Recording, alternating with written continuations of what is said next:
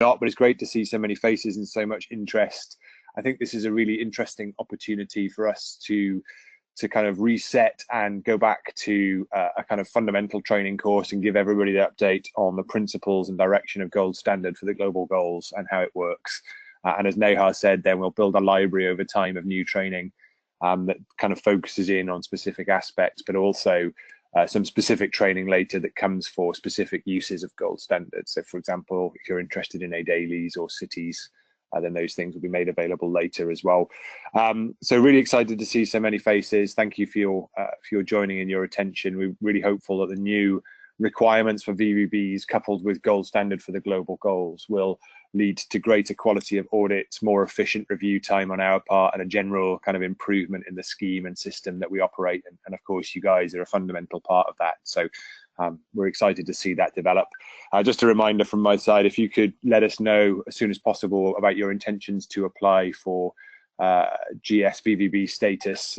We post the deadline of 1st of November for those applications to avoid any discontinuity in service. If you could let us know the rough timing you intend to apply, that'll help us plan in the resource and deal with those applications quickly and efficiently, so there's no kind of waiting to have resource available or anything like that. So the sooner the better, I would say, for that. But in the short term, Neha is going to take you through a lot of detail today, but I think a lot of interesting detail, and I hope you all feel excited about the direction of travel of gold standard and the opportunities that are coming up. So over to you, Neha. Thanks, Owen. So just a couple of housekeeping points before we dive into the webinar. Since we have a lot of ground to cover today, I think it will be efficient if we can go through the slides first, and we'll try to reserve some time for Q&A in the end. You can also use the chat option or the questions box, which you can see on your dashboard, to input some of the questions that you may have during the webinar, and we'll try to take up those questions in the Q&A session. Also, as Owen mentioned, a recording of this webinar will be available to everyone, which you can refer to afterwards also for more information or for any specific information that you are looking for. You must have also seen from our earlier notification emails, we will also be conducting an online exam after the webinar, and this exam is going to be a part of the VVB application or VVB approval process, which Owen just mentioned a few minutes back. So this exam will be in the form of an online test, and the link will be shared with all the auditors after we complete both the webinars today. There is another one scheduled at 6:30 p.m. CEST today. So once we have finished both these two webinars, we'll send the link of the online platform where you can log in and take the online exam. We do not have any specific time frame within which you could have to complete this exam, but it is recommended that you do so by the end of next week. So we'll send out all the information again after we close the webinars today. So diving straight into the into the slides today. So there are three components or three sections in which we have divided the training course today. The first one is on is related to all the documents and the rule sets that we will discuss. We'll go into detail all the principles of certification and principles based on which the new version, which is gold standard for global goals, has been developed and designed. Even though there's not much change in terms of the requirements, if you specifically see from carbon credits or GHG mitigation projects point of view, but we would still like to cover all the principles and the key requirements in detail, because there are definitely some small and subtle changes here and there. So this is the first section. The second section would be on the certification cycle. Again, no major changes, just some revisions in the terminologies. and then also certain set of new documents and templates which are now available for all projects applying under GS4GG. And lastly, we'll go through some important milestones with respect to the transition of projects, and then also some important milestones related to the VBB application or approval process.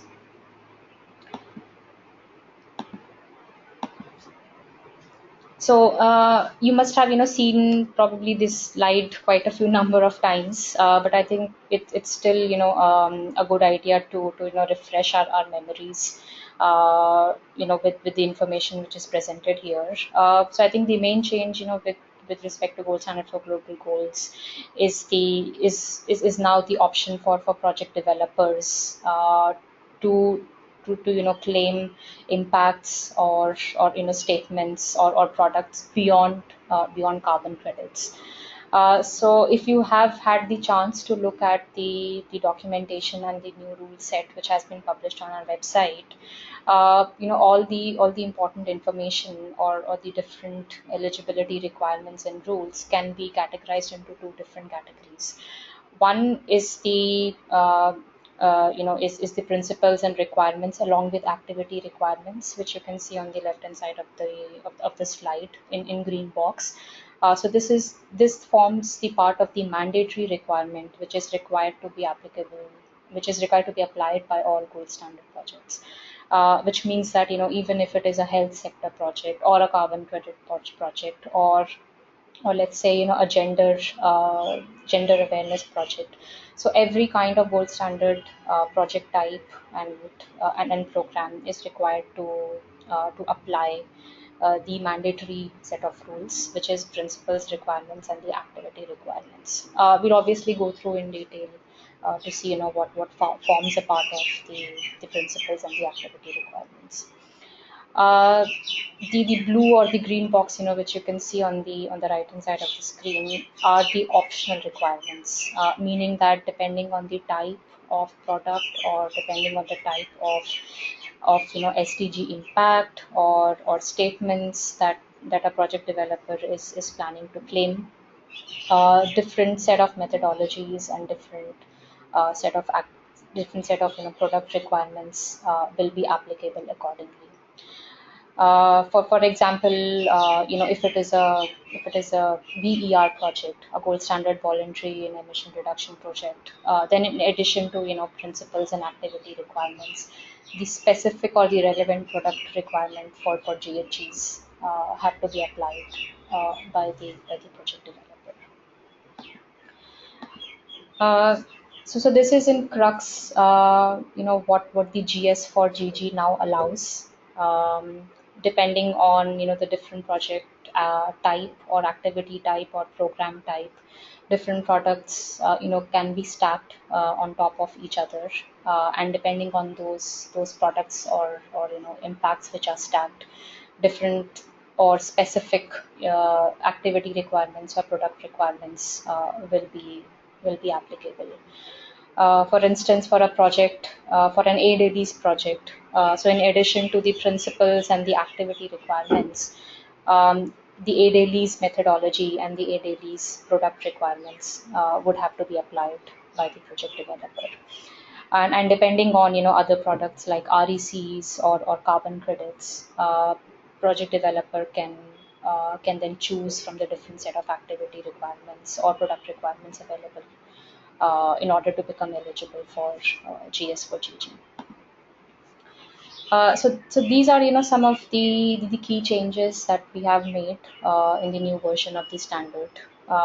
Even though the principles for GS certification and the principles of approving a project to be a gold standard project is same as what it was in GSV 2.2. But in order to become updated to SDGs and in order to become uh, eligible in terms of the ICL requirements, these principles have been subtly changed, just to make sure that all the project activities which will be certified under GS4GG follow the same principles and requirements. Um, So we'll definitely be, going through all these different principles in detail in the coming slide. But I think the most important one uh, that I would like to highlight here is with respect to principle number one, which is on climate and sustainable development goal impacts. So we have now, moved from MDGs, Millennium Development Goals, to Sustainable Development Goals. So sustainable development goals are basically, successor of Millennium Development Goals, and it's basically a set of 17 different goals with around 170 indicators. So the SD assessment of all GS for GG projects is now based on SDGs rather than MDGs. So this is, one important change we have done. In addition to this, the do no harm assessment has now also been upgraded to safeguarding principles assessment. The main approach or the principle behind the new safeguarding principles assessment is principally the same as it was under do no harm assessment. It's just that some of the safeguarding principles and the questions and the relevance based on which they have to be justified for each project type have changed, but no other major change with respect to the safeguarding principles. The stakeholder consultation requirements, are also again same as what they were in the earlier versions, but now have been more clarified, and further guidelines, have been provided for project developers to be able to conduct a relevant and an appropriate stakeholder consultation. With respect to demonstration of real outcomes, the certification cycle, has been slightly revised and upgraded, which we will, see in more detail in the coming slides. And also, some new concepts and approaches with respect to demonstration of financial additionality and ongoing financial needs have been introduced under GS budgeting. If you've had a chance to look at our website, this is how all the documents are now available. Um, so as I said before, all the mandatory requirements have been put together under principles and requirements. And also depending on the activity type, the specific requirements are now stated under the activity requirements.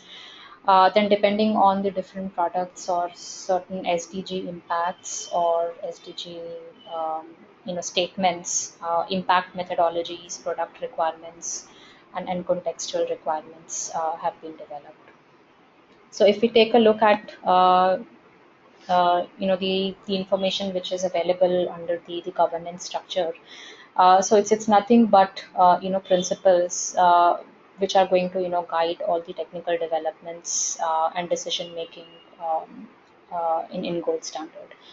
I think even though we had very detailed and comprehensive rules and requirements before, but our certification, decision making, and the process and the various entities which are involved in the approval or rejection of any project was not much clear. So with the development of these governance guiding principles and standard setting procedures, we have tried to clarify that process and the terms of response, the terms of reference, and the roles and responsibilities of different stakeholders and different committees have been clarified further with the help of these documents. The principles and requirements document, again, are the mandatory set of documents which are applicable to all project developers, projects, and programs. So the gold standard, so the GS for GG principles and requirements, have been further broken down into different additional requirements, additional mandatory requirements like the stakeholder procedures, the safeguarding principles, and also some of the transition requirements, which will be again applicable to all version of existing GS projects. Some of the other, mandatory rules, for example, rules related to approval of design changes, rules related to procedures for project certification, which are based in, conflict of emergency zones, etc., have all been placed under the main principles and requirements document. Um, so we'll try to go through some of the key points and key requirements from all these documents. But since it's not possible to cover everything in detail in 2 hours, so we would highly recommend you to go through all these documents in detail after the webinar. Now, under principles and requirements, there are some other, documents and different, rule sets which would apply depending on, the type of project and the scale of project. For example, the gold standard requirements for program of activities or gold standard, rules for micro scale projects, etc. Are also placed under principles and requirements. Again, there are not many changes with respect to how a gold standard POA can be registered or issued, or how GS micro scale projects can be developed. No major changes in that. Um, uh, but all the key updates or key revisions will be highlighted during this webinar. So for more information, you can refer to these documents after the webinar. So moving on to the first principle, which is required to be applied and which is required to be taken into account by every single gold standard project, is the contribution to climate security and sustainable development. So this principle requires that the project is able to demonstrate positively its contribution to the sustainable development goals, which are now being adopted by the GS under GS4DG. And the sustainable development goal impacts shall be a primary effect, meaning that any intentional or indirect effect of the project, or and any indirect impact arising from the project activity, let's say during construction or commissioning, will not be considered a primary SDG impact. So a primary SDG impact has to be a one which comes directly from the project activity.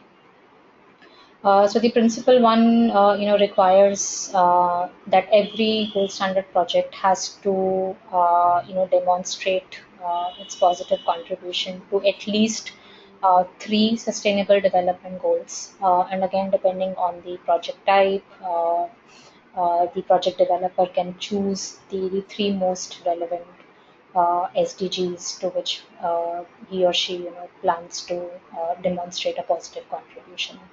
Now, out of these three sustainable development goals, at least impact, has to be on one positive impact has to be on sustainable development goal 13, which is on climate security and sustainable development. So SDG 13, is mandatory for all projects to take into account, and the other two SDGs uh, can be based on the project type, or any specific SDG impact or SDG statement which the project developer plans to claim from his or her activity. So the process, to demonstrate the contribution to three SDGs is quite straightforward. Um, so first of all, the project has to identify on a broader level, all the SDG impacts which are created, by the project activity, and this has to be done in comparison. In comparison, to the change in the baseline scenario to from change in baseline scenario to project scenario. So the potential SDG impacts uh, has to be can be then demonstrated further by choosing any of these three options which are stated here. The first one is pretty straightforward. So from the 17 SDGs and the 170 odd indicators which are which are stated under the SDGs. From these, project developer can choose the most relevant or the most appropriate ones for their project activity. The other option is that a gold standard approved SDG tool can be chosen to demonstrate the SDG impacts, or a gold standard approved methodology, which is published on the gold standard website, can also be used to demonstrate a positive contribution to the SDGs. Now, the gold standard, approved methodology, or the option 3, is typically, used by project developers in cases of, SDG uh, certified impact statements, or SDG products, or any other specific outcome which the project developer is looking for. And also, for some of the specific SDG impacts, a stakeholder expert opinion, or a recommendation by an external expert can also be required. So this is, or this if this is required, then it will be stated in the in the relevant activity requirement guidelines, or in the product requirements document. For example, if we talk about, let's say, a hydro project, claiming gold standard VERs, then in this case, for the SDG on water, uh, GS, may require an expert opinion, and may also require, some expert stakeholders to be present at the time of stakeholder consultation meeting of that hydro project. But in any case, this requirement of an expert will be detailed out in the activity requirements or the product requirements, which will be applicable for this project type. And then, once the relevant and the appropriate SDGs, are selected by the project developer, then, then for each of the SDGs, a specific monitoring approach, including, what would be the output indicator or the quality indicator, or any specific monitoring approach has to be included in the gold standard project design document, or in the gold standard monitoring plan, based on which, all future issuances or future verifications will take place. Just wanted to highlight that now, under gold standard for global goals, a new updated, PDD template is also available on our website. So all project activities, applying GS for GG, needs to make use of the new updated PDD templates.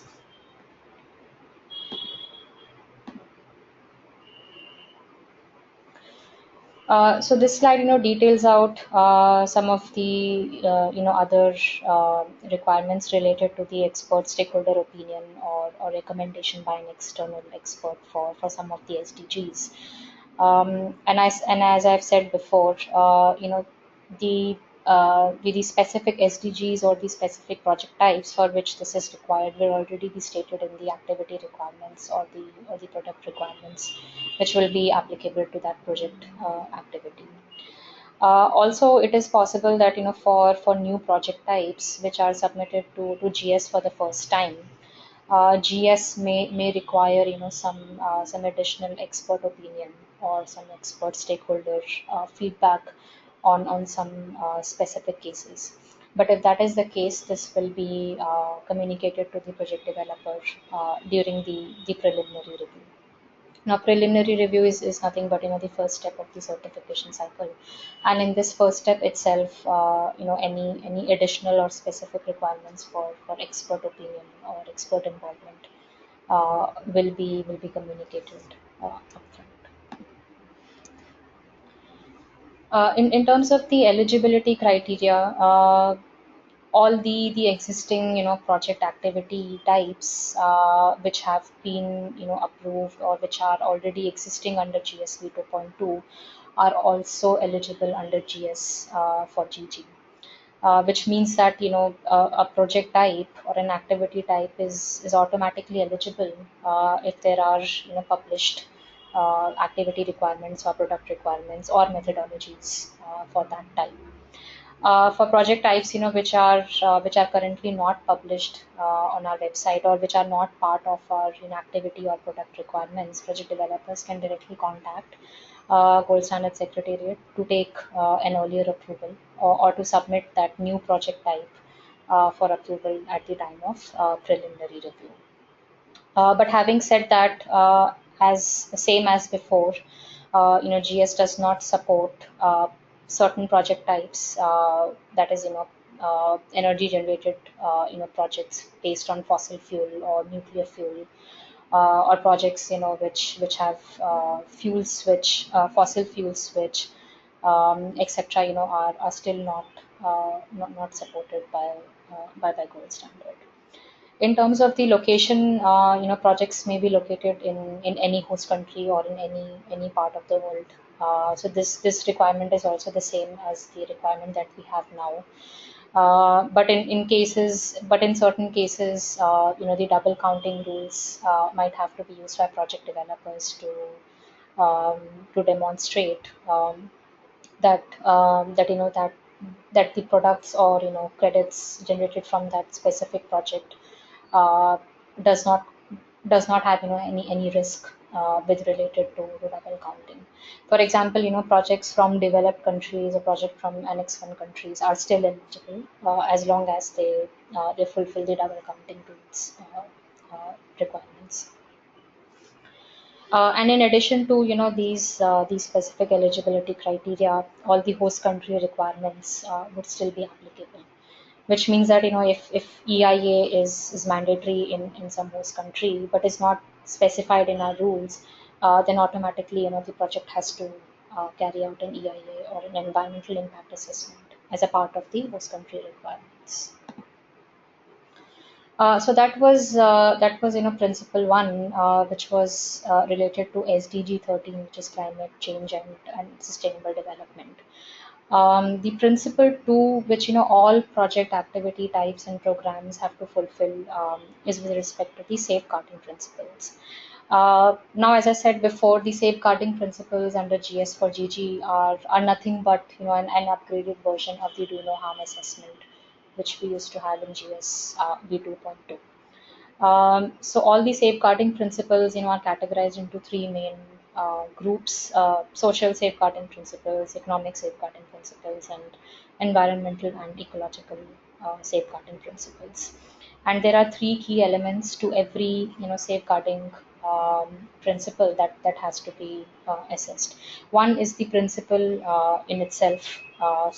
So it's nothing but the overarching rationale, uh, which is based on gold standards, vision, and mission, which have been which should be addressed and discussed by all gold standard projects.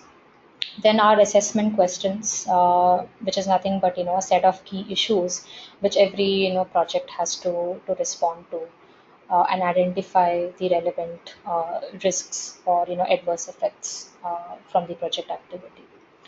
And the third key element is a requirement. Requirement meaning that based on the assessment questions and based on the outcome of the the assessment, there are certain requirements which have to be fulfilled by the project, and these can be done either by achieving that result through changing the design, or through putting up a management or a risk mitigation plan for each of the specific safeguarding principles, or for each of the specific risks or adverse outcomes due to project activity. So all the safeguarding principles, which are mentioned as a part of this document, are applicable to all project types. But it is not necessary for every single project type to address all the safeguarding principles. Meaning that depending on the project type and the product, or the outcome or statement which the project developer is looking for, they can choose to justify the outcomes, or justify the assessment of only those principles which are relevant or applicable for that particular project type. For example, the SDGs, the safeguarding principles are all, quite varied and might not be, relevant for all project types. So if for example, one of these safeguarding principles is not relevant, then the project developer uh, can simply state that, it's not relevant, or there is, no risk arising from the project activity on that specific safeguarding principle. But otherwise, the approach of assessing and discussing, the safeguarding principles is basically the same as we had in donor harm assessment. The only difference I would highlight here is the way that the risks and the adverse outcomes would be identified, because earlier, um, the system through which, the risks or the adverse impacts would have to be addressed, um, was in the form of a range from low to high risk. For that is, project developers would have to, identify whether there was a low risk or a medium risk or a high risk to a specific safeguarding principle. Sorry. But since, but since assessing, risk as a low risk, medium risk, or a high risk was pretty vague, and it was not, very clear as to what would be identified as a low risk or what could be considered as a high risk. So now, that system has been upgraded, and now project developers simply have to choose between yes, potentially, or no. For example, if there is a if there is a very clear cut, direct impact on any safeguarding principle, then the project developer can simply select yes. But if the project developer is not sure as to, whether there would be an impact or not, then option B, which is potentially, can be selected. And in all other cases, simply no can be selected. And this would be true for most of the safeguarding principles, which would not be relevant for that particular project type. So this, gives out a more clear and much more easier way to assess the impact on the safeguarding principles. And similar to SDGs, certain safeguarding principles, again, might require an expert opinion or recommendation of an expert stakeholder. But all those, safeguarding principles are already pre-identified in the specific activity requirement document or the product requirement document. So just wanted to give you an example of a safeguarding principle here. So if we look at, safeguarding principle number 4, which is on climate and energy. So climate and energy becomes, the main principle, which is the first element of the assessment. So you would, have to, so as a project developer, he or she, would check whether this main principle, climate and energy, would be relevant or applicable to that particular, to their particular project type or not. And if yes, then the assessment question for their project would be, will the project increase greenhouse gas emissions over the baseline scenario? So this would be, the assessment question to which, the project developer has to respond in yes, potentially, or no. If the answer, is yes, or potentially, then based on the requirements, the project has to prepare a mitigation plan, or has to change its design, or to make sure that the negative risks or the adverse impacts are reduced or mitigated. So similarly, this is another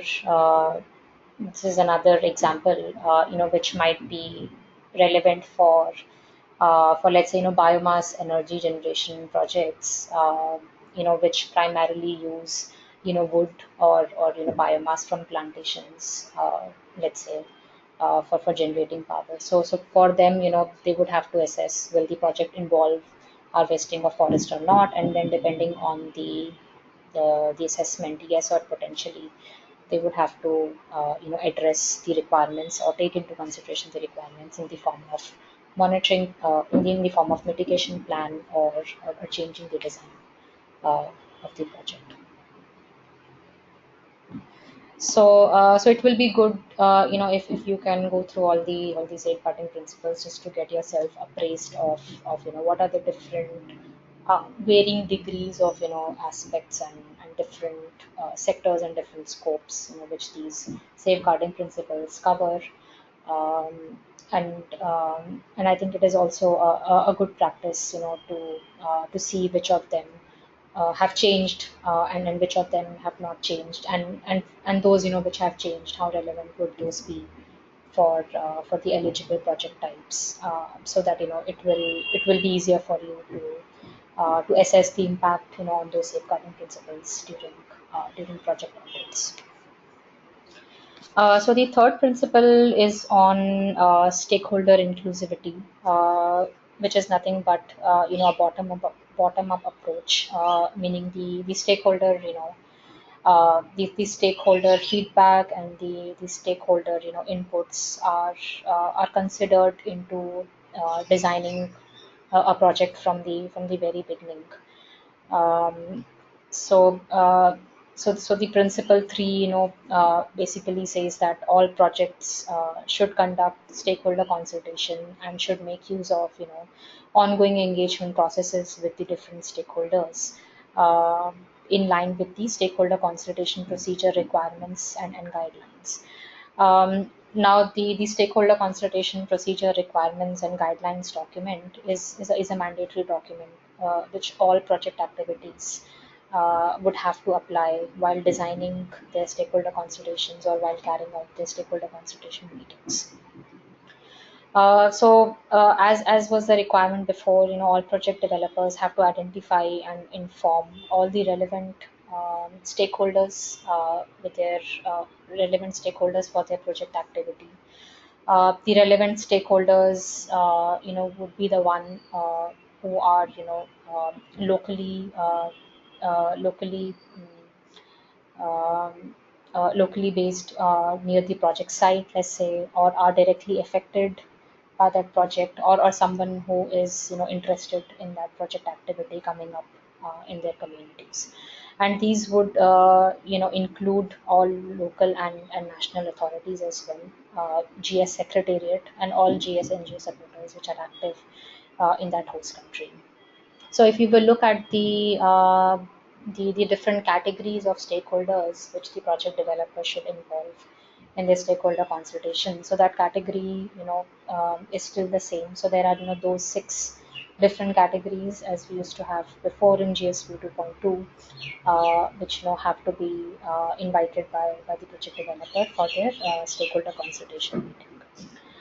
And as was the requirement before, the stakeholder consultation should be conducted prior to the start date of the project. Now the definition of the start date is the same as we had before, so there is no change in the definition of the start date. But in cases where the stakeholder consultation is conducted after the start date, then project developer has to explain and provide a further explanation as to how the comments which were received during the consultation are taken into account to finalize or to change any design of the project if required. And then this would be the information which the project developer has also to should also submit at the time of preliminary review, which is the first review stage for gold standard certification. And again, there are two stakeholder consultations which every project should carry out. One should be, a public in-person, face-to-face meeting, and the other one should be in the form of a stakeholder feedback round, which is for a minimum of 2 months. Now again, depending on the assessment of the project which is carried out during preliminary review, Gold Standard may recommend the project to conduct another in-person face-to-face meeting for stakeholder feedback round also. But again, that would depend on a project, on a specific project type, or depending on the outcome of the first stakeholder consultation meeting, which the project developer has submitted to gold standard. Uh, and during the stakeholder consultation, some of the important things which project developers should share with all the stakeholders, should be the information on the project. What are the objectives that the project is trying to achieve? Um, what is the scale of the project?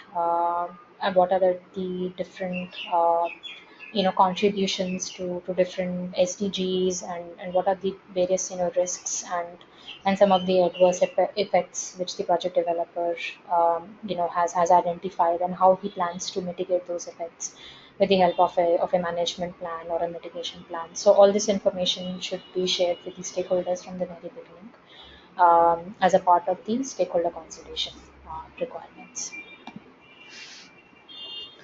And again, as I mentioned before, for some of the specific, stakeholder, some of these specific, sustainable development goals or safeguarding principles, um, GS may require some additional feedback or recommendation from an external expert. And if it is required, then that external expert shall be appointed directly by the project developer. And it is to be noted that the external expert should be fully independent of the project and should not have any kind of conflict of interest or any financial association with the project, or with the project documentation, with the project developer. And whatever feedback or recommendation the external, the expert stakeholder is providing, that should be a part of the documentation which the PP should submit to GS as a part of preliminary review. Or if that expert opinion is coming at the time of validation, then that opinion and recommendation should also be validated by the auditors during the process of validation or verification. And in case a VVB feels that further clarification or information is required, then relevant comments or requests or queries should be raised with the expert stakeholder. And in addition to this, it is important and mandatory for all gold standard projects to develop, implement, and put in place a formal feedback system or a grievance mechanism. And this mechanism, should be discussed with the stakeholders at the time of stakeholder consultation meetings. In terms of principle 4, which is demonstration of real outcomes, GS4 GG requires that all projects should design, develop an upfront project design document incorporating a monitoring and reporting plan. So all the different SDG impacts or products which a project developer intends to claim. So for that, an upfront, design document, and a specific and clear monitoring plan should be developed by the project developer. And that project, has to undergo validation and design certification. Now, design certification is nothing but a revised terminology for registration. And in order to demonstrate real outcomes, uh, those outcomes should be verifiable, should be monitored, and should be verifiable. And the information on all the outcomes should be presented in the annual reports or in the monitoring and reporting plans, which should be developed by the project developer. And every 5 years, then the project has to undergo certification renewal or crediting period renewal or renewal of the baseline or revalidation, whatever you would like to call it. So the key change here is that the renewal cycle is now 5 years, against the 7 years renewable um, cycle, which we were following in line with UNFCCC before. So now it's revised to 5 years, which is applicable for all projects.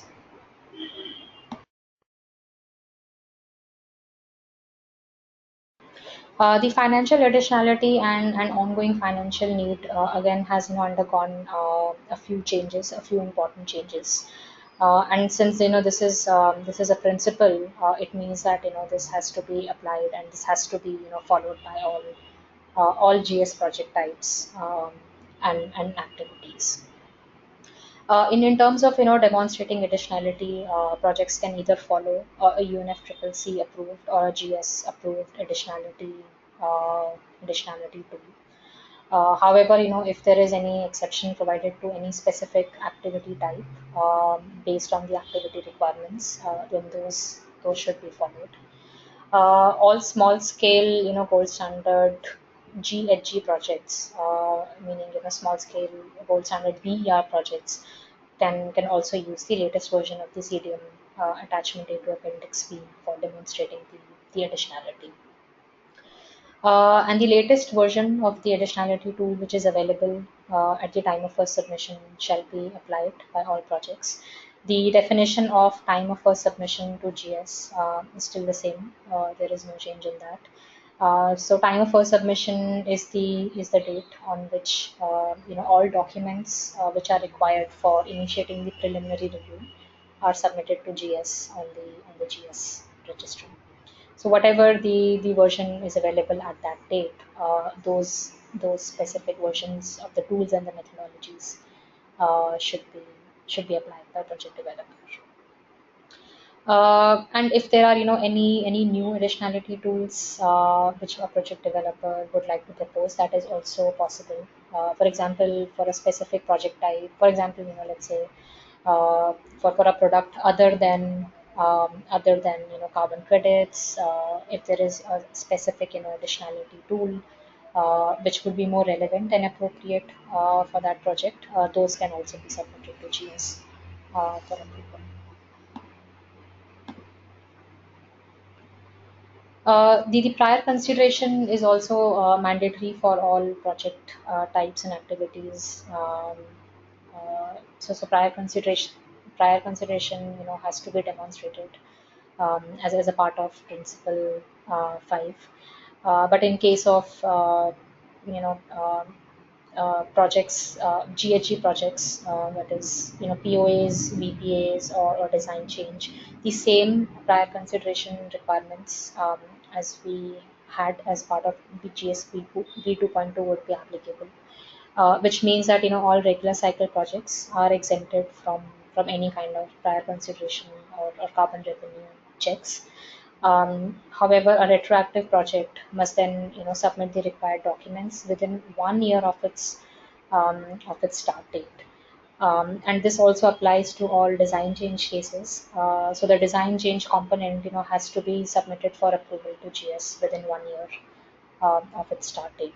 And if the submission does not take place within 1 year of its start date, then that design change component or that project will not be eligible for GS certification. And the definition of regular cycle project and retroactive cycle project for GHG projects remain the same. There is no change being done to these definitions.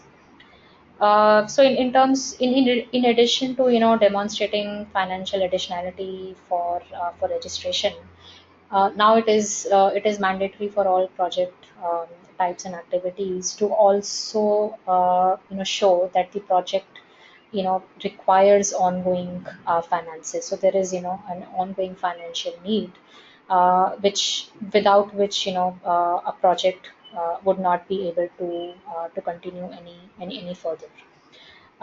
Which means that projects shall now have to provide evidences based on actual project level financial information to demonstrate that the project still needs finances to continue forward. And the ongoing financial need is now required to be demonstrated at the time of certification renewal or crediting period renewal, which was not required earlier.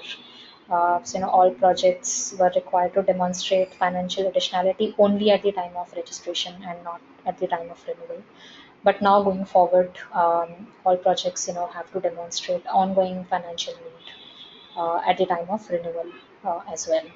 However, there are certain, activity types which are exempted from demonstrating official financial need at renewal. And we'll, discuss those when we will come to specific activity requirements. Also, if there is a case of stacking, which means a project developer wants to claim different products or different outcomes on top of each other, then the financial additionality should be demonstrated for each of those additional revenue streams. For example, if project developer is claiming a dailies on top of GSVERs, then the revenue and the income coming from both the products, that is GSVERs and ADLs, should be a part of the additionality demonstration.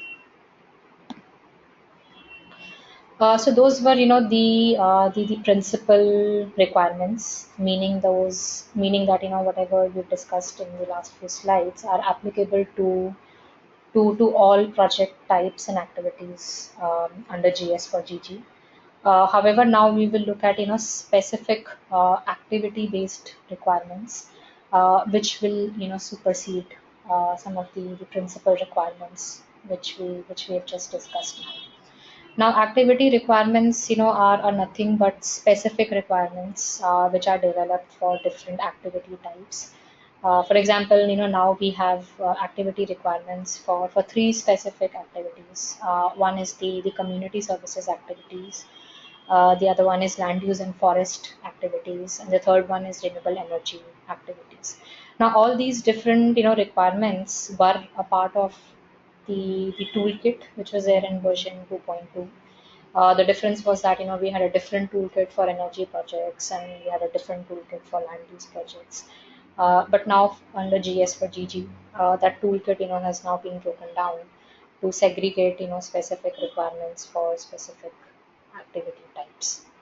So any renewable energy project, a mini renewable energy project, which is off grid, or any end use energy efficiency project or a wash project, have to also apply the community services activity requirements on top of principal requirement.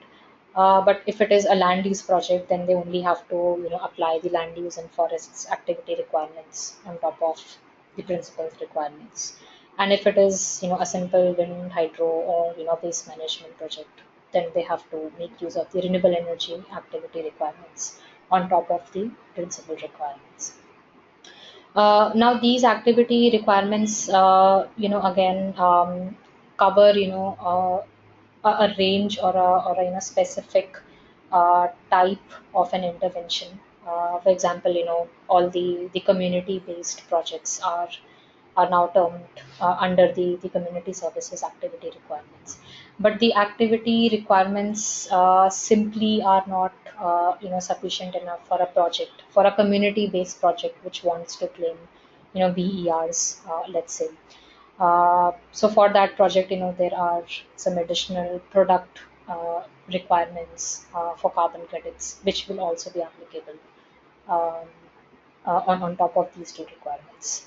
But let's go through these activity requirements quickly, and then we can cover the product requirements also. So these activity requirements, as the name suggests, can be used by project developers wherein they want to certify only an activity. Let's say they have a health project, in which cook stoves is the intervention.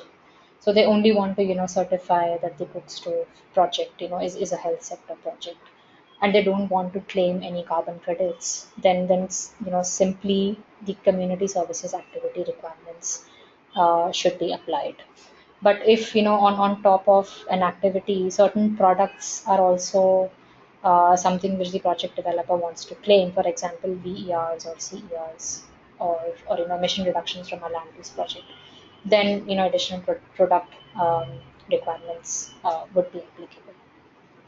Now, under community services activity requirements, specifically the type of activities which are eligible, would be any renewable energy projects such as solar, tidal wave, wind, hydropower, geothermal, waste to energy project, which are connected to mini grid or off grid solutions for targeted users and or applications. And again, for renewable energy projects, there are specific specific activity type, activity requirements or specifications which a specific project has to fulfill. For example, if it is a off grid hydropower project, then additional eligibility criteria for that hydropower project would be applicable to that project.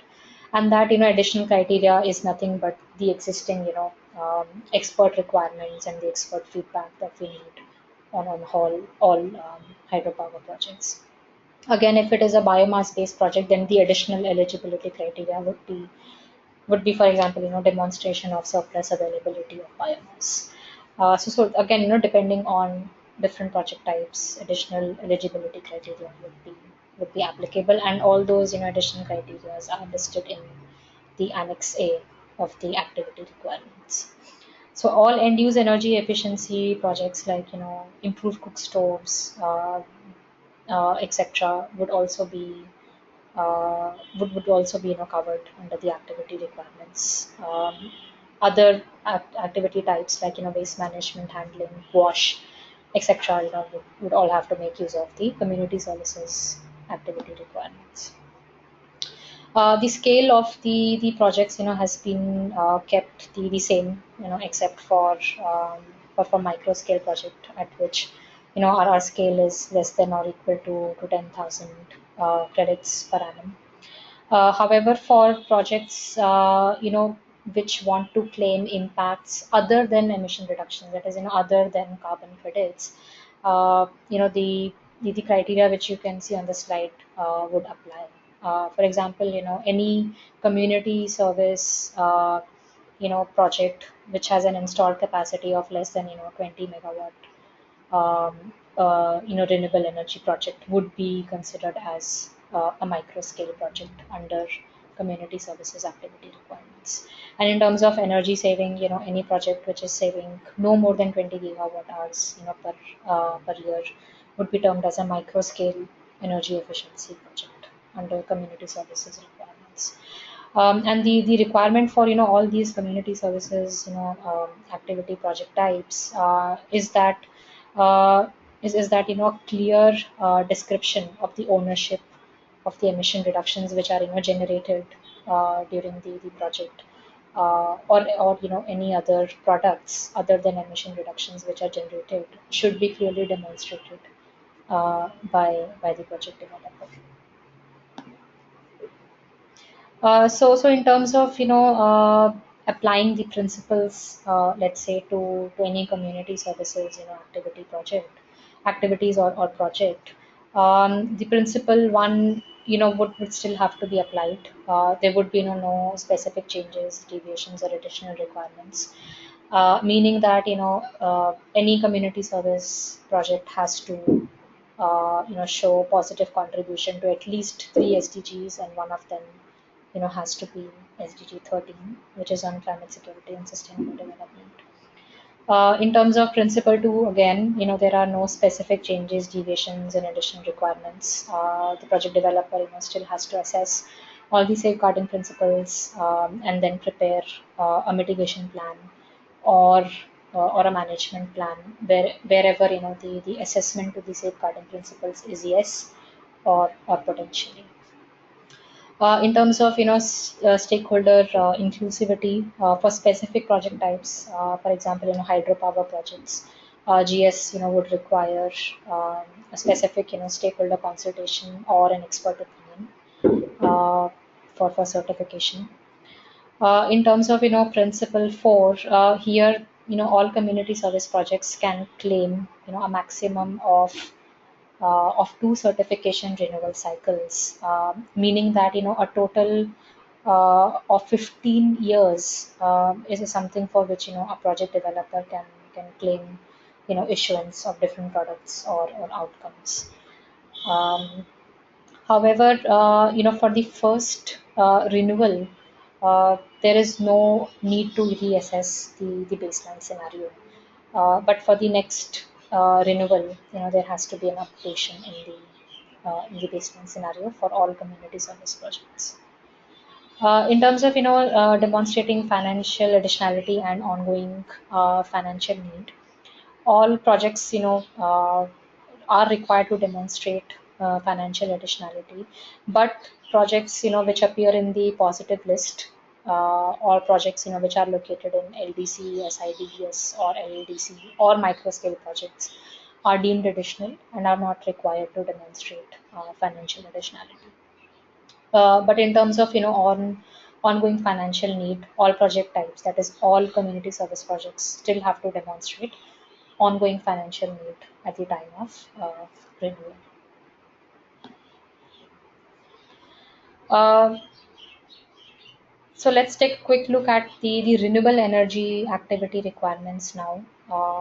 So the eligible project types which can make use of of this activity requirements would be any project which generate and deliver energy services from non-fossil and non-depletable energy sources, meaning that they have to be a renewable energy based project intervention.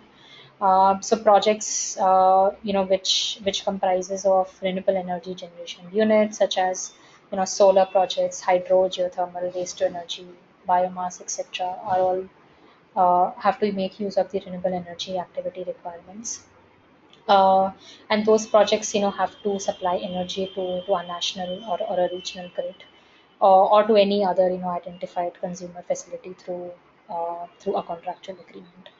So the way in which the renewable energy is defined under GS4GG is exactly the same as we had defined the renewable energy projects in GSV 2.2. So there is no major change in that.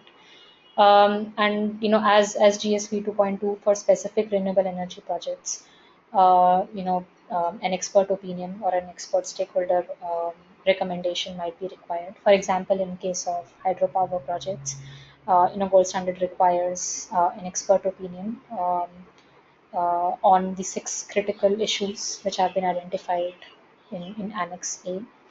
And in terms of the location, again, eligible projects can be located in any part of the world. However, coming to the specific uh, project type criteria, hydropower projects which are located in high conservation value areas are not eligible. And similarly, for other project types like biomass, etc., there might be additional eligibility criteria which the project developer has to take into account. The scale, is the same for renewable energy projects. So we have not changed anything in terms of the scale, meaning that for microscale projects, emission reduction, a project with emission reductions less than or equal to 10,000 tons of CO2 per annum is considered as microscale. And in terms of project which is not generating emission reductions or which is not a carbon credit project, so a project with capacity less than or equal to 2 megawatt is considered as a micro scale project. Any project which issues more than 10,000 credits per annum is considered as a non micro scale project. And similarly for renewable energy projects which are seeking products other than carbon credits, anything with an installed capacity greater than 2 megawatt electrical or 6 megawatt thermal is considered as a non-micro scale project as per the renewable energy activity requirements. And if we see how the principles would apply, then principle one would be the same. So three SDGs, contribution, positive contribution to three SDGs have to be demonstrated. One is SDG 13. The second one is the second recommended one is SDG 7, which is affordable and clean energy. And the third SDG can be chosen by the project developer based on the relevance in terms of project outcomes and impacts. For SDG 2, again, there is no additional requirement. All safeguarding principles, have to be addressed based on the approach which we discussed in the earlier slides. For principle 3, depending on specific project type like hydropower or biomass, there might be an additional expert opinion or expert stakeholder recommendation required, and the details are given in Annex A of the renewable energy activity requirements. In terms of principle 4, um, uh, the requirements on retroactivity and retroactive crediting has been maintained. So there is no major change in that, meaning that a carbon credit project can still claim 2 years of retroactive crediting from the date of its gold standard design certification. And again, a maximum of 3 renewals is allowed. That is, a project can now claim, issuances or claim, impacts for a maximum of 15 years. And in case of, crediting period renewal, every project, has to undergo this 5-year cycle. Now, some of you might be thinking, what happens to the 7-year, UNFCCC crediting period, and what happens to gold standard CDM projects? What cycle would they have to follow? Would it be a 5-year cycle or would it be a 7-year cycle? So in terms of CDM projects, the GS CDM projects would follow the CDM standard UNF, the CDM or the UNFCCC standard crediting period, meaning that they would still follow the 7-year cycle. But the other projects, that is gold standard VER projects or programs, now have to be in line with the 5-year renewal cycle. In terms of principle 5, which is on financial additionality and an ongoing financial need, again, similar to other activity types that we just discussed, renewable energy projects also have to demonstrate financial additionality and an ongoing financial need. However, microscale projects would be deemed additional if that project is located in a LDC, SIDS, or LLDC, or if the project is located in a special underdeveloped zone of the host country, and that zone has to be recognized or identified by the host country government. Uh, Projects which benefit poor communities can also make use of the deemed additionality criteria. But for such cases, a prior approval from gold standard has to be obtained. Microscale projects, which feed electricity into the regional or national high voltage grid, which improves electricity access for the local households, small and medium enterprises, or local communities, can also make use of the deemed additionality criteria. And if a project employs solar technologies, or other renewable energy technologies or measures which are recommended by the host country DNA and approved by the CDM-ED, or that technology is a part of the gold standard positive list, then those microscale projects can also make use of the deemed additionality criteria. Uh, However, please note that if the deemed additionality criteria is also valid at the time of crediting period renewal, then there is no need to demonstrate the ongoing financial need, meaning that project which is deemed additional does not have to demonstrate anything further on ongoing financial need.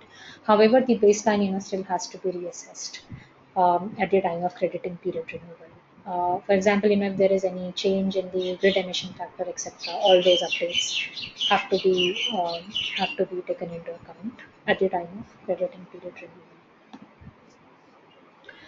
renewal. So those were some examples of community service activity requirements and renewable energy activity requirements. We also have, the land use and forest activity requirements. But since, we have not changed, uh, a lot on the various, rules and requirements, we have not, gone into detail in the gone into detail for the land use and forest document. But if there are, any key exceptions or key changes, then, those will be highlighted during this webinar. Now, as I mentioned before, depending on the products or, statements or outcomes or impacts which a project developer, wants to claim, uh, different, set of requirements would be applicable. So for a product like, carbon credit, or in a GSVER, GSCER, or in a plant emission reductions in case of land use and forest projects, uh, specific, product requirements would be applicable, which means that, this product requirement is only for projects, which are intending to claim, emission reductions or carbon credits from their activities. However, if it is only an activity design certification or only activity certification, it means that, that the project does not have to make use of the product requirement. Only in cases wherein, the outcome is in the form of carbon credits, this requirement has to be applied on top of the principles and requirements which we have discussed. So the product requirements, again have not changed a lot, because, we are still following, the same rules and requirements as we have had for GSVER and GSCR projects in GSV 2.2. But now, all the carbon credit related specific rules, for example, the double counting guidelines, the transition guidelines from GSCDM to GSVER, or conversion of GSCERs to VERs, etc., are now clubbed together with the product requirements, because they are, very specific to carbon credits and are not required to be followed in case of activity only certification. So I'll, quickly go through the eligibility criteria for all, GHG emission reduction and sequestration product requirements. It's again, still the same. For example, GSVR projects may be located in any host country or state, but then the double counting rules will apply.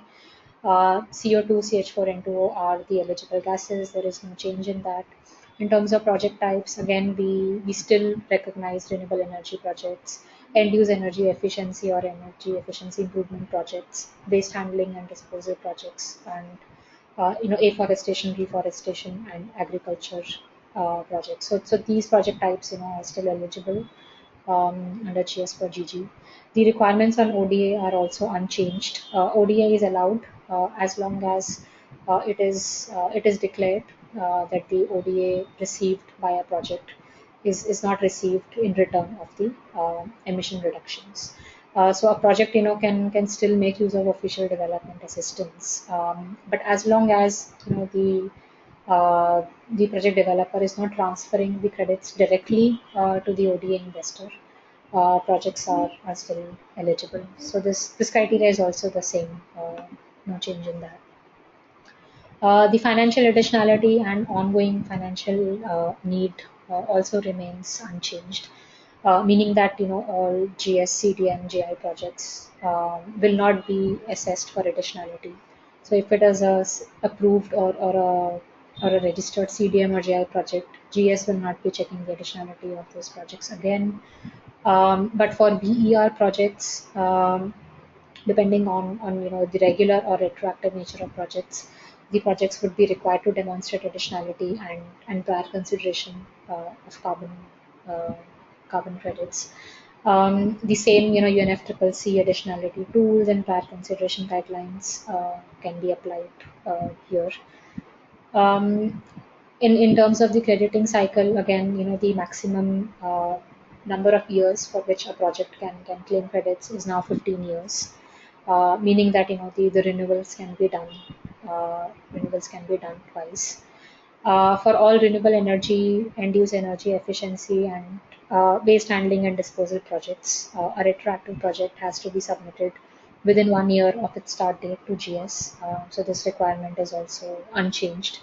we will still follow the same requirement here.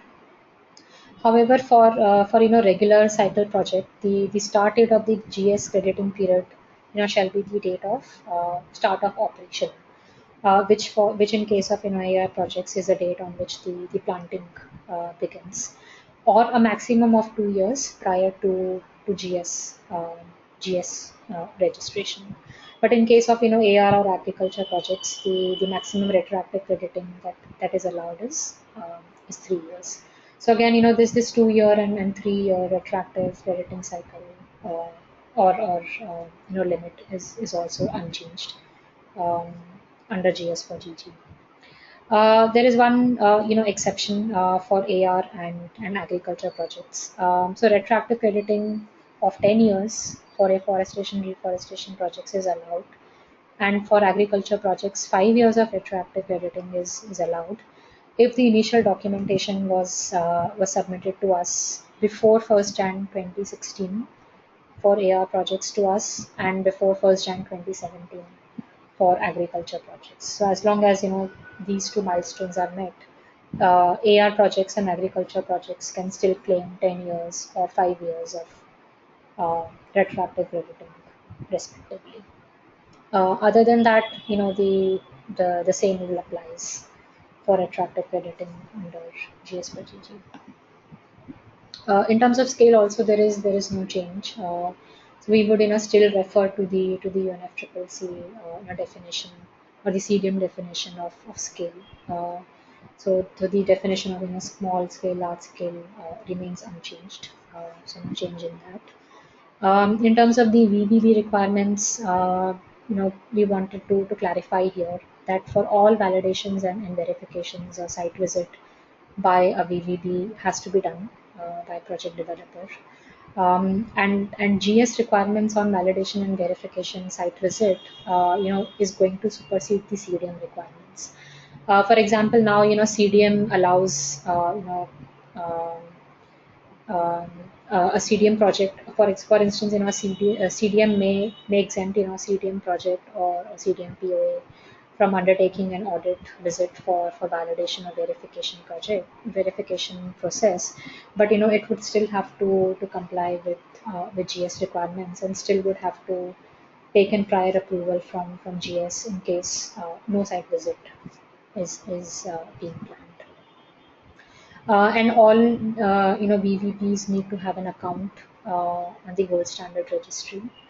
Some of the existing VPAs have not yet opened their accounts, but as a part of the GS VVP approval process, now all GS VVPs have to have an active account on the gold standard registry. So those were, some of the key highlights, or key requirements from the activity and product requirements document. As I've mentioned, numerous times, there's not much change in terms of the requirements for different project types and activities, but would still highlight some key changes or some key exceptions that we have done under GS for GG. For instance, for renewable energy projects, stacking is generally allowed for both VERs and renewable energy certificates, but not for the same megawatt hours. And the certification renewal, is now mandatory, mandatory for all renewable energy and community service projects every 5 years. But for community service projects, the baseline, is not required to be reassessed at the time of first renewal. Now we have new definitions of microscale renewable energy and microscale community service projects. In cases where carbon credits are not the actual products. And also there is new deemed additionality criteria for community service projects, especially for non-microscale projects. I think as of now, the deemed additionality criteria was mostly focused on microscale projects, but now non-microscale projects can also make use of deemed additionality criteria.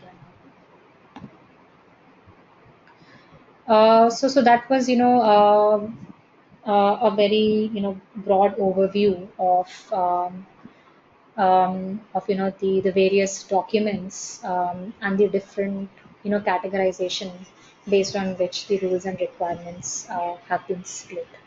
Now we'll quickly go through the certification cycle, and then maybe we'll have a few minutes towards the end of the webinar for Q&A. The certification cycle, also remains unchanged largely. The only changes, that we have done is at the first stage of the certification cycle, which is preliminary review. Now, the first step of the certification cycle used to be an LSE review or PFA review, depending on whether a project is regular or retroactive. But now, the LSE and PFA has been replaced by preliminary review. So after successful completion of the preliminary review, a project will be listed on GS registry. The registration term has now been replaced by project design certification, and the registration review is now called project design review. And then similarly, issuance is now replaced by project certification. And the verification review is now called as performance certification review of the project. And as we have discussed now, the renewable cycle has now changed to every 5 years now, 15 years maximum. Also, all projects have to publish an annual report. So this annual report is nothing but a status update, which projects have to provide to GS in terms of where they stand in terms of implementation of the project and their plans related to verification and issuance. So these annual reports will not be reviewed, are not required to be reviewed by VVBs, or will not be reviewed or certified by GS. It's just for information purposes only. And all activity types, specifically VER projects, have to demonstrate ongoing financial need at the time of crediting period renewal, which was not required before. So this project cycle might look very very overwhelming, but not scare you further. I have prepared a few slides which explains the different stages and different steps of the certification cycle. The first step, as I mentioned before, is now a preliminary review. So preliminary review is nothing but a review which is done by GS to check on project eligibility criteria, methodology, applicability, etc. The documents, which are required for preliminary review are draft PDD and a stakeholder consultation report.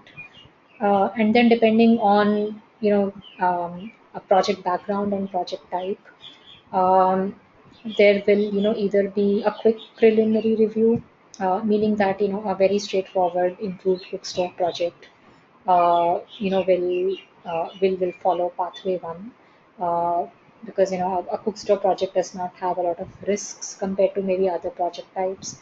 So under a quick preliminary review, GS will quickly check the completeness of the documents, the completeness of the information which is provided in the PDD and the stakeholder consultation report, and quickly assess if there are any gaps in the information provided.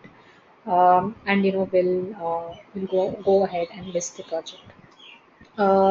The review period in case of a quick preliminary review, is 2 weeks, and it is mostly a feedback, a feedback report, similar to PFA, and except in certain cases, project developer can simply go ahead and proceed towards validation, and is not required to submit any responses or revised documents to GS. However, a detailed preliminary review would be one in which Gold Standard conducts a more thorough or a more detailed check of the documentation, and this would be for projects which have high risks. For example, a large scale retroactive hydro project would be something which will undergo a detailed preliminary review, or if there is a new type of activity which is submitted, that will also undergo a detailed preliminary review. So the review period in this case, would be of 4 weeks compared to 2 weeks in the quick preliminary review. Any corrective actions or any observations which are raised during this review should be addressed during validation, which means that as a VVB, the various corrective actions or forward actions which were raised during the review should be checked and assessed by the auditor to make sure that they are considered and taken into account in the revised documents at the time of validation. So the preliminary assessment starts, when project developer has submitted the project documentation, which is PDD and stakeholder consultation report, has paid the fee for preliminary review, and also has signed and submitted the terms and conditions. So as soon as these 3 criteria are fulfilled, preliminary review is initiated by the Gold Standard Secretariat. Now, the outcome of the preliminary review could be successful review, meaning that there are no corrective actions or FARs or observations identified, which means that project can directly proceed towards validation, or a successful review but a few corrective actions or revisions which are required to be done in the documentation, or an unsuccessful review, meaning that a non-conformity has been identified and a project cannot move ahead in the certification cycle. So the project documentation, which should be submitted for preliminary review, should capture full details of the eligibility criteria, describing how the project is eligible under GS requirements.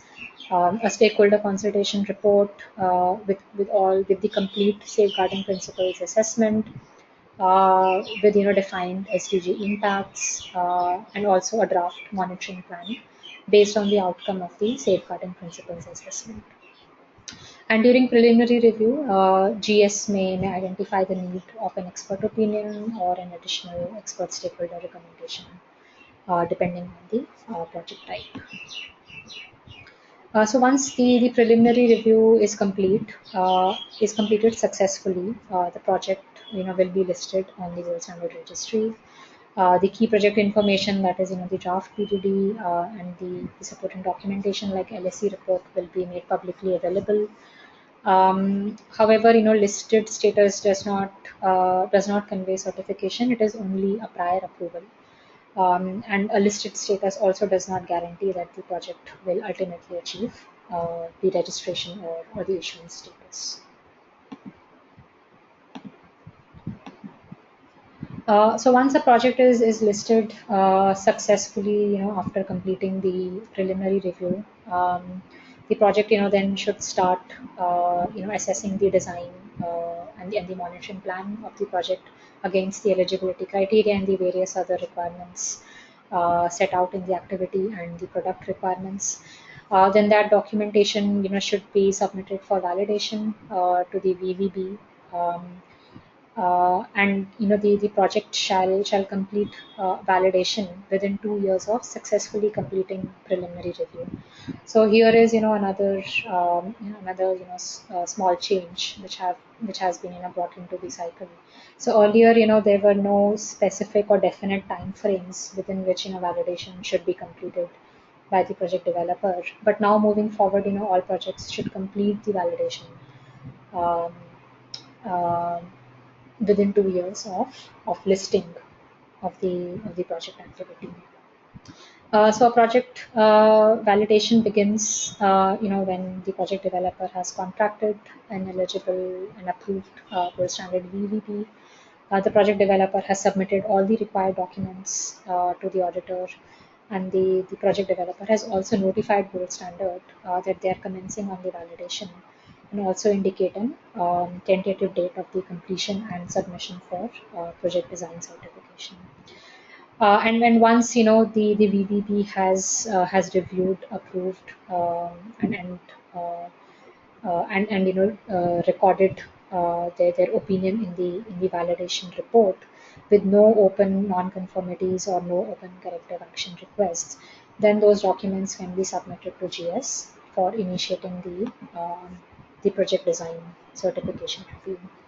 Project design certification review is nothing but registration review. So during the registration review, as we do now, all the project documentation is open to technical advisory committee and the various NGO supporter members during the review period. And the date of registration or design certification is the last date of the project design review period, which is the same rule as we had in GSV 2.2.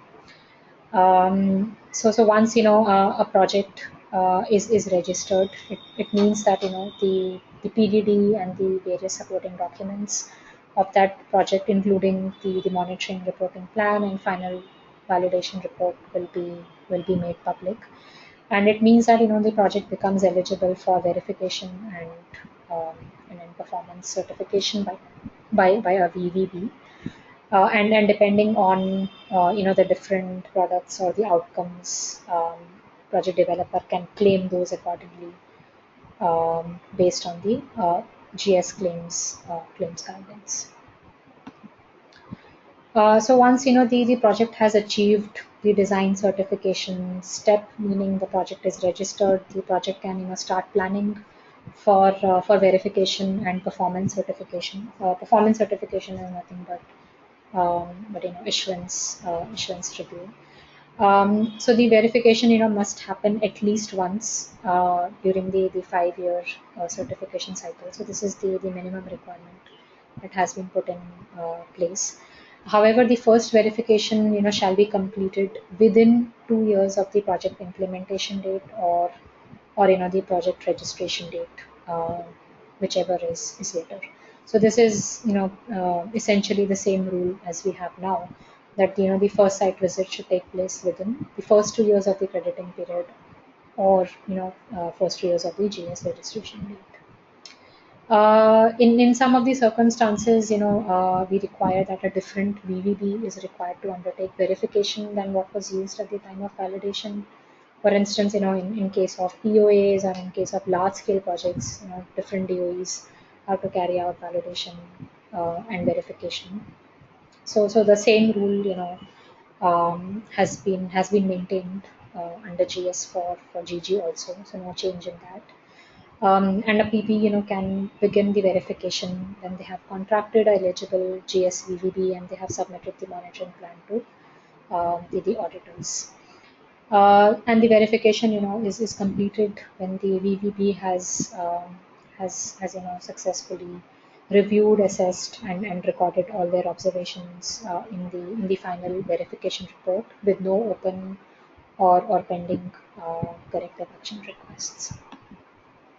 And upon the completion of the verification report and finalization of all the other documents, the gold standard verification review period or gold standard issuance review period or gold standard performance certification review period is initiated, which is again is of 3 weeks, as we now have for all GSV2 and in 2.2 projects. And the performance review, is concluded when all the cards raised by GS are addressed satisfactorily by the PP and the VVB. And then depending on the applicability of the retroactivity or retroactive crediting, specific products or claims can be issued or verified for that specific period of time. But again, the verification and the performance certification process, as the other processes, is the same as we have in place now. Now it is also possible to combine, registration and verification to increase, the efficiency of the overall, review process and the certification process. Meaning that, a GSVBB can now combine, site visits for both, design certification and performance certification. So the design review and in parallel performance review can be conducted by GS, as long as the VVB submits positive opinion on both the validation and the performance review of the project. In cases wherein a registration review and a verification review is combined, a 6-week review period is applicable, during which the documents are made available to the DAC and GS NGO supporters. And then once all the cars, CLs or any observations raised during this 6-week review period are successfully addressed by the PP and the DOE, then the project achieves the registered status and can also be issued with the relevant outcomes or products. The project certification renewal, which is the crediting period renewal, again, renewal process is the same, which says that this process should begin no later than the 5th anniversary of the start of the project crediting period. It means that the request to renew the crediting period should be made before the end of the crediting period. In case the request is not submitted, then the project becomes ineligible for any further renewal. At the time of project certification renewal, the scope of the assessment is related to any changes in the project related to the general eligibility criteria, or if there are any updates with respect to gold standard requirements, and those updates have to be incorporated in the revised documents. The baseline scenario, the impact of change on eligibility principles, etc., have to be redefined or revisited during the renewal. If there are any changes with respect to methodology, specific requirements, those two also have to be taken into account in the revised documentation, and where relevant for specific project types and activities, ongoing financial need also has to be demonstrated. And again, as we discussed before, the application of project certification renewal may differ from project type to project type. For example, now, for CDM projects, we will stick to the 7-year cycle, but for all other project activity types, the 5-year cycle will be followed. So in terms of different types of certifications which are now allowed, as we just discussed at the beginning of the webinar, that gold standard for global goals also allows project developers to claim or to go for activity only certification also. For example, now the scope of the certification is much beyond carbon credits. So a simple a gender aware project can also achieve the status of gold standard certified design, or a simple health sector project can also be gold standard certified. So a project does not necessarily have to be bounded by carbon credits in order to make use of the GS label. So any project activity type can claim products or certified outcomes, or statements depending upon their need. So taking a quick look at the GSVVB approvals and reapprovals process, I think we also discussed this process in one of the earlier Q&A sessions which we had in July. So I think the most important milestone which you would have to keep in mind is the 1st November 2017. Meaning that all VVB applications should be submitted to GS by 1st of November 2017. In cases you would like to validate or verify any project based on GV 2.2, you can still go ahead and do that in the meantime. But to contract any GS for GG project validation or review, you would have to submit the approval application process by 1st of November 2017. And the application process, is really very simple. It's a very simple form, which you can find out on our website. So you have to fill that form and submit to GS Secretariat. So you can either submit it to me or to my colleague Owen. So the details which are required to go into the form are related to the organization details, details to the number of scopes for which you intend to seek approval. For instance, if it is only energy scope or land use scope, so you would have to specify or clarify that in the review form. There are some supporting evidences and documents which you have to submit along with that form to demonstrate specific competency or expertise that you have in the team to validate or verify that scope specific JS for JG projects. So for example, you can attach scanned copies of CVs of your team members, etc. So it's a very simple application procedure. And once we review your forms, we will take 3 to 4 weeks to review all that information and get back to you and either approve the application process straight away or ask you to submit any missing information. So we would highly urge you to start thinking about this application process and make sure that even if you don't get approved by 1st November, you are still able to submit the applications by 1st of November 2017 positively. And if you think it will require some time to arrange for those documents, fill up the forms, etc., then you can simply drop an intention of seeking approval, an email to the secretariat saying that you are interested in getting this approval and you would be shortly completing the required steps. So if you can do that after the webinar, um, that will be really helpful for us to keep a track on the applications.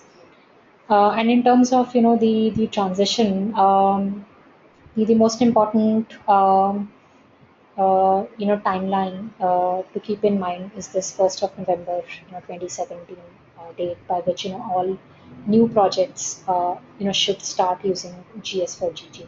Anything which is submitted before 1st of November or any project which is already registered or issued or would like to go ahead with verification or registration can still proceed with version 2.2.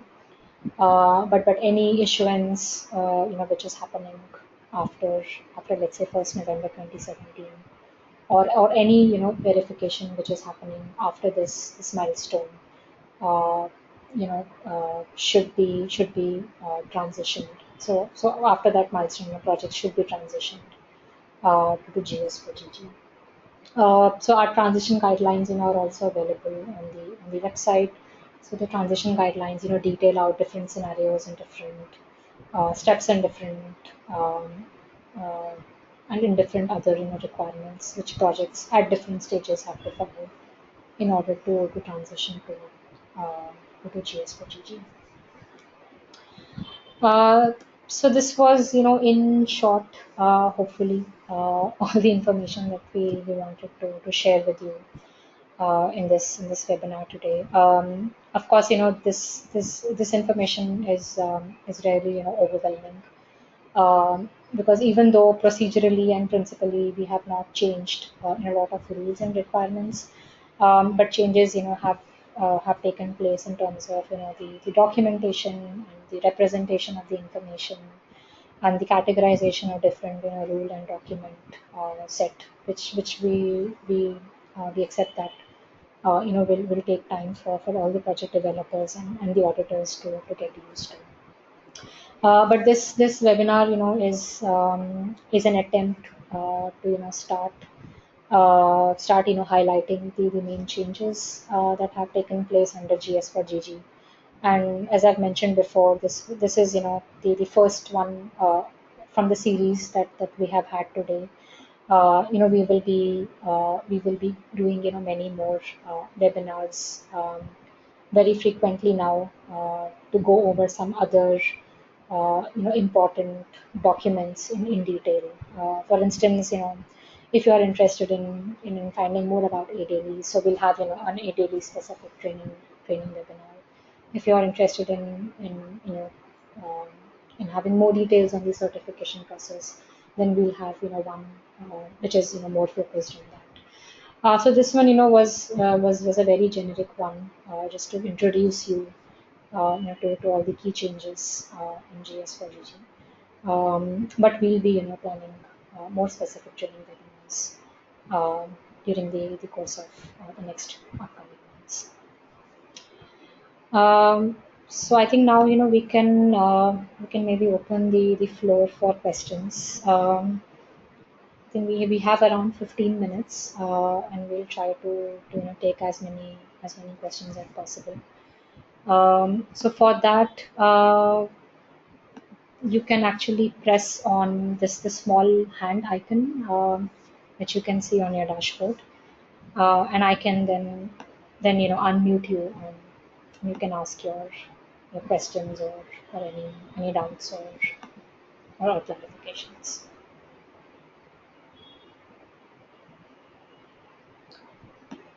So please feel free to press that hand icon on your dashboard if you would like to raise any questions.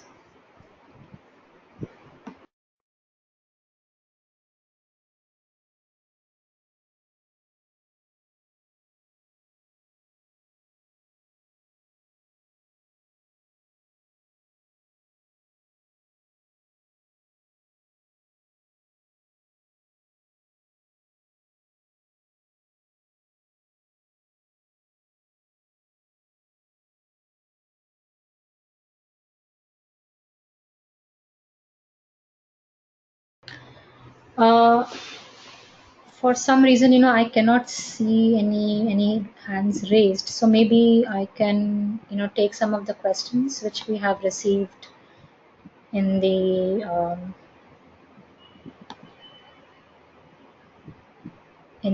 chat box. So there is, a question on, how ongoing financial need, would be quantified. So GS is still working on developing the guidelines and more clear step-by-step procedures for demonstrating additionality and an ongoing financial need. And these guidelines and procedures will be shortly released for public consultation and feedback. So maybe once those guidelines are released, then you'll have a much more better understanding of how those ongoing financial need needs to be demonstrated. But principally, it's a concept wherein all projects need to demonstrate that even after 5 years of registration or 5 years of issuance and verification, the project needs further support in the form of um, in the form of revenues from, let's say, gold standard credits or gold standard carbon credits, to maintain the financial viability, and to reduce the barriers which will stop the project from becoming a financially viable one. So you can actually keep a tab on these guidelines which we are going to release shortly, and hopefully that should give you a more clear picture on how this should be demonstrated. Owen, is there anything else maybe which you would like to share on the next steps that we are planning for forming up these guidelines on ongoing financial need? Yeah, no, only really to say, as you say, there'll be a series of initiatives and consultations over the next couple of years, the first starting in the next month or so, which involve consultations concerning updates to additionality, either for specific sectors or generally, and we'll consult upon how to demonstrate ongoing financial need as well. So that's in the standard right now. I mean, projects won't be anywhere near proving that, obviously, because that really comes at a certification renewal under GS for GG. So we wanted to take the time to get people to have the opportunity to consult upon that principle and how it should be demonstrated. So look out for that, I think, in autumn this year, and then over the next couple of years, there'll be various thought leadership pieces, developments on the kind of post-Paris agenda coming from us. What we're seeing is that the policy is developing very slowly, and so now we've taken a decision to try and drive and to lead some of that for the voluntary carbon market. Since there's not many hands going up to give the answers there, we're going to try and drive some of those ourselves. So would encourage you all to get involved in those consultations if you have an interest or expertise, but do look out for them in the next couple of months. Yeah, thanks, Owen.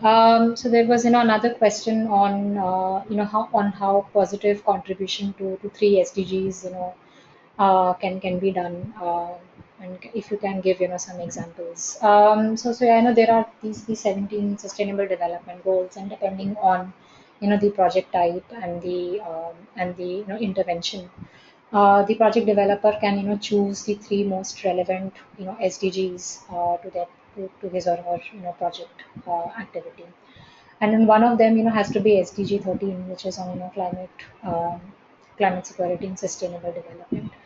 The other ones, could be, for example, SDG 7, which is on, clean and affordable energy, or it can be, on other SDGs related to gender or health, if it is a cook stove project activity.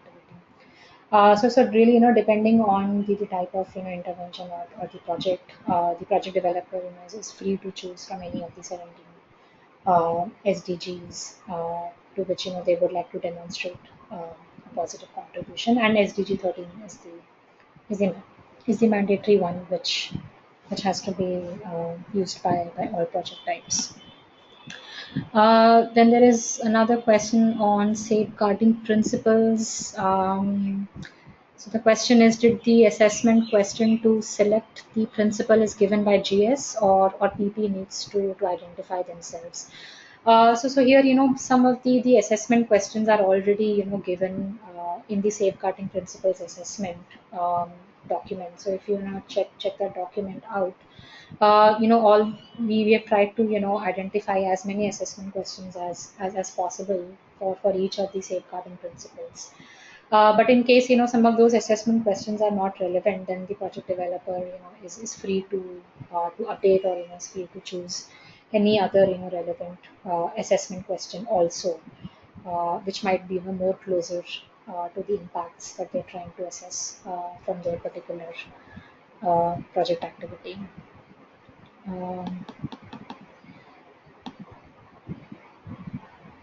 So there is a question on renewable crediting period is for 5 years. So how long is is the renewal possible?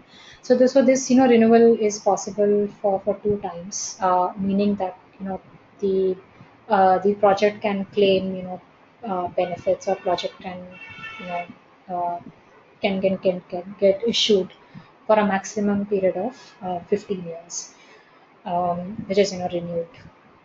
So 5 years, renewed twice. So 15 years, in total. Another question on CP renewal is, did the baseline scenario needs to be reassessed during the second crediting period renewal? So yes, by default, all project activities and types have to renew their or revisit their baseline scenario at the time of crediting period renewal. But for some specific activity types, for example, we saw in community services in activity guidelines, community service activities are not required to assess or revisit their baseline for the first renewal. But other than that, all projects are required to revisit or reassess their baseline scenario, until specified in the activity requirements or the product requirements. Would a registered VCS project to be required to demonstrate additionality is another question, and the answer is yes. All VCS projects are required to demonstrate additionality. Again, based on the gold standard, requirements, which also includes requirements to demonstrate serious consideration and prior consideration of carbon revenues. Only CDM, registered CDM projects and programs um, will not be rechecked for additionality budgets. Does a retroactive CER project needs preliminary review as PFA was optional in B2.2? So yes, all project activities, whether it is a voluntary project or a GS CDM project, is required to undergo a preliminary review. But depending on the background and uh, a specific project type, the preliminary review could be a quick preliminary review, which is of 2 weeks, or it could be a detailed preliminary review of 4 weeks. For example, if it is a GS hydro project applying for, so for example, if it is CDM hydro project applying for a large scale, CDM hydro project applying for GS certification, then probably that project will undergo a detailed preliminary review. But yes, all projects have to undergo preliminary review by the GS in order to get listed.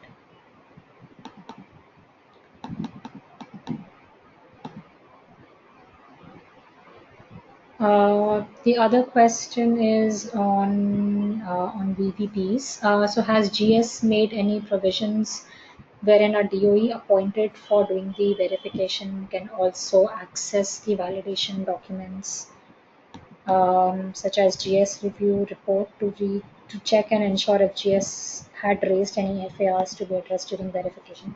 So yes, that's a very valid question, and in a feedback which we have constantly received on our registry functionality. Unfortunately, due to some limitations, the verifying DOE, in all cases cannot access the documents which are not made publicly available at the time of validation. But some of the new functionalities that we are building on the registry for GS for GG, all verifying DOEs can also check the documents for validation of that project, even if those documents are not publicly available. For instance, these review forms. So the short answer is yes. This functionality will be available in future. Another question is, in case of negative validation, is the documentation to be submitted to GS? If not, how is GS informed about this? So it's a very good question, and I would like to point you out to a requirement on annual monitoring. So all projects are now required to provide a status update on their project activities on an annual basis to GS. So for example, if a project is under validation for 2 years or 3 years, so that status has to be informed to GS. And if a negative opinion is provided by a DOE, then that information also has to be provided by the PP as a part of that annual reporting um, to GS. So it will be through annual reporting that information like this, critical information like this can be communicated to GS. But in any case, cases like this, does not have to wait for submission of annual reports. If a project is undergoing validation and the DOE has a negative opinion on it, then this should be anyways informed to GS without waiting for the time to submit annual reports.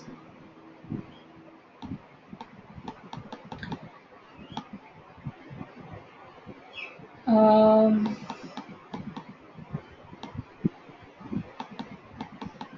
Let me see what other questions we have. Okay, so there is, there's this question related to transition, I guess. So the question is, if already registered project is undergoing renewal of crediting period and the project was initially registered with GS version 1, will GS for GG be applicable to the project during the renewal of CP, or would it have to be assessed in line to GSV1? So here, if the if the process for crediting period renewal has already started and the DOE is contracted, then the renewal can take place as per GS V2.2, as long as it is done before 1st of November 2017. But the project then has to transition to GS for global goals at the time of first verification. So whenever the project will now plan for the verification of the second or the renewed crediting period, so at that time project can transition to GS for GG. A question on VVB application process. Is the deadline for the completion of ongoing verifications under GSV 2.2 November 1st or 1st March 2018? So the deadline is actually first of November 2017. So if you contract anything before 1st of November 2017, you can still continue with that assessment based on V2.2. But anything after that, has to be based on GS for GG.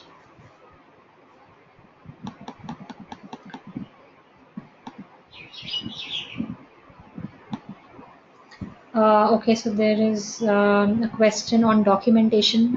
We discussed about new PDD template. What about passport? So now the information which we used to require under under passports, especially on SD assessment and SD monitoring plan has been clubbed together with the PDD itself. So all GSVR projects can now simply make use of the new PDD template and include all the information related to stakeholder consultation, SDG assessment, safeguarding principles assessment, etc. all in the PDD only.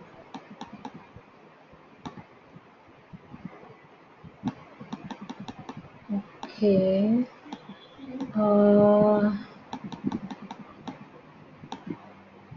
So I think these all are the questions. There is another one on transition. Can a GS registered project under GS version 1 undergoing renewal of crediting period choose to continue toolkit version 1? So yes, as long as this happens between this this milestone date of 1st November 2017, it is possible. But anything after that has to be in line with gold standard for the global goals. Okay, there is another good question on validation verification report template. So someone of you has asked, does GS plan to publish validation and verification report template for all product types? So as of now, we have not come up with any specific report templates, and have recommended project developers to use what the CDM prescribes. But as going ahead, as the certification will not be limited to carbon credits and would be and is expanded to other project types and activities, we will be coming up with more guidelines in terms of what additional information or what specific information, depending on certification type, the VVBs should be including including in their reports. But as of now, no, we don't have any specific templates, but would be providing more guidance in future.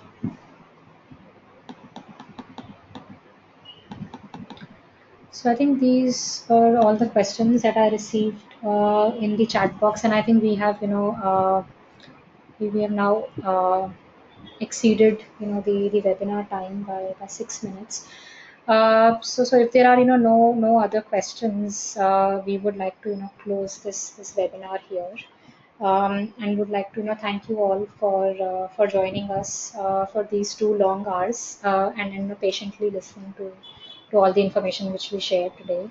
We'll be sharing a recording of this session along with the slides with all of you after the webinar, and we'll also send across all the details of the online exam with you shortly after the webinar. And in case you have any questions or anything which you would like to discuss in more detail, you can always contact me or my colleague Owen, and we'll be happy to discuss those queries further with you. So Owen, any closing remarks from your side?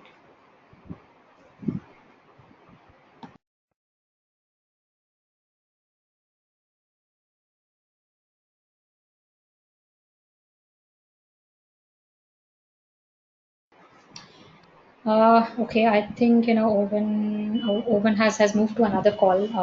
But I would like to again thank you on his behalf also, all of you, and would like to hear more from you in case you have any specific questions that you would like to get further clarified.